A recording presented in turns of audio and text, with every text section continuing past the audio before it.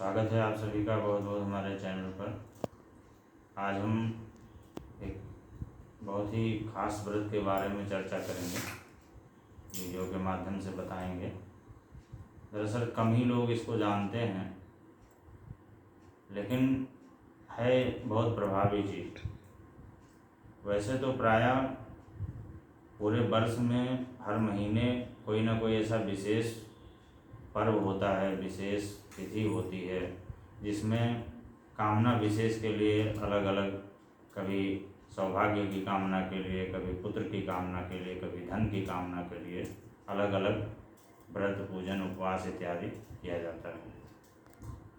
जैसा कि श्रावण का महीना और इसके बाद में भाद्रपद का महीना, तो इन महीनों में, दोनों महीनों में कई ऐसे अवसर आते हैं, कई ऐसे पर्व हैं जिनमें मनुष्य मात्र की जो आवश्यकताएं हैं, व्यक्ति की जो आवश्यकताएं हैं, जो कामनाएं हैं, उनको पूर्ण करने के लिए उनके लिए बड़ा अच्छा अवसर होता है।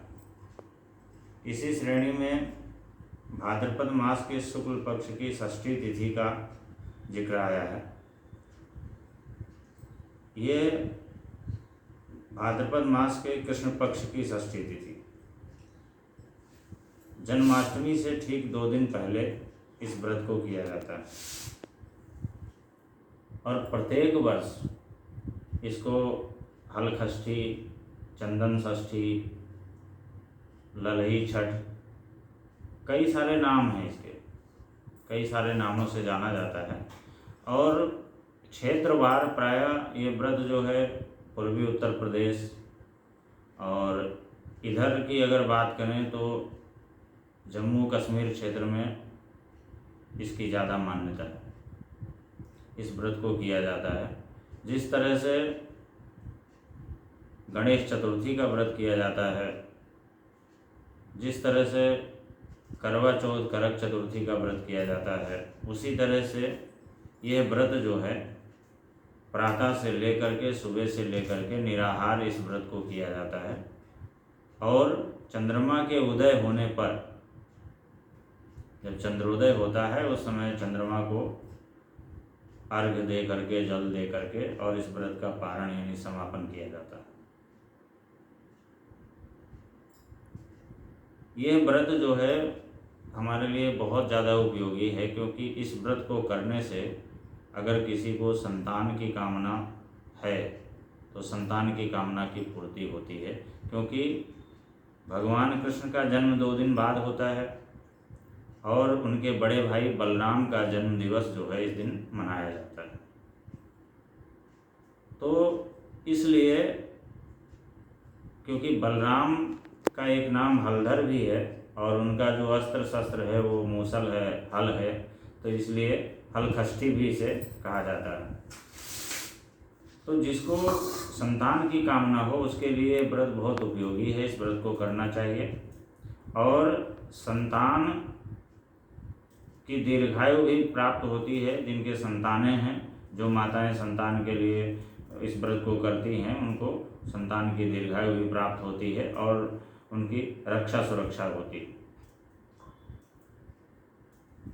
बलराम जो है शेषनाग के अवतार हैं, तो इस दिन यह व्रत करने वाली महिला के लिए दो तीन चीज़ें बहुत खास रूप से वर्जित होती हैं, उसका ध्यान रखना चाहिए कि आज के दिन जोते हुए खेत में बोई गई कोई भी चीज़, कोई भी अन्न या जैसे आलू इत्यादि है, वो ग्रहण नहीं किया जाता।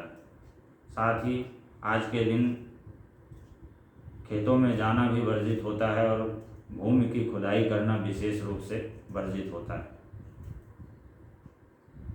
इसके अलावा गाय के दूध और दही का भी परहेज किया जाता है इस व्रत में, विशेष करके गाय के दूध और दही का भी परहेज करना चाहिए।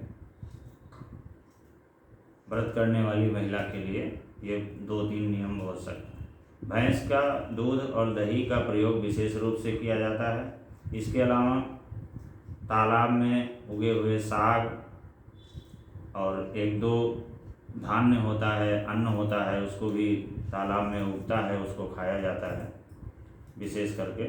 लेकिन आज में जोते हुए खेत में बोई जाने वाली फसलें या कोई भी वस्तु ऐसी वो नहीं खाई जाती है, उसका निषेध होता है। इस व्रत में खास करके इसका ध्यान रखना चाहिए। इस बार ये व्रत जो है 2 दिन है पड़ रहा है वैसे तो, 27 और 28 अगस्त को। तो पंचांग भेद के वजह से 2 दिन इस व्रत का संयोग बन रहा है। लेकिन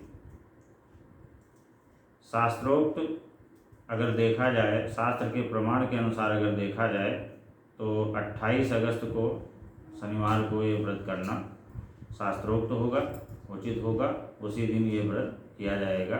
और इसमें जो व्रत के पारण का समय होगा, चंद्रमा के उदय का समय होगा, लगभग रात्रि में 9:55 पर चंद्रमा का उदय होगा और उसी समय व्रत का पारण किया जाएगा। इस व्रत का विधान क्या है? इस व्रत में महिलाएं षष्ठी माता का चित्र बनाती हैं, दीवार पर बनाना चाहिए। और इसके बाद में कुसा और पलाश, इनको ज़मीन में या गमले में गाड़ करके उसकी पूजा करनी चाहिए। और षष्ठी माता के व्रत की कथा भी पढ़नी चाहिए। और अगर कोई भी व्यक्ति इस व्रत को नियमित रूप से करता है, कोई भी महिला नियमित रूप से करती है, तो संतान की कामना अवश्य पूर्ति होती है। बहुत ही उपयोगी व्रत है और भगवान कृष्ण से, उनके भाई से जुड़ा हुआ है। इसकी महत्ता बहुत है। तो इस तरह से इस व्रत को करके जो भी माताएं हैं या जिन्हें संतान की कामना है, वो अपनी कामना की पूर्ति कर सकती हैं। हलषष्ठी का व्रत बहुत उत्तम है और बहुत ही श्रेष्ठ है, इसलिए इसका लाभ अवश्य लेना चाहिए। बहुत बहुत धन्यवाद।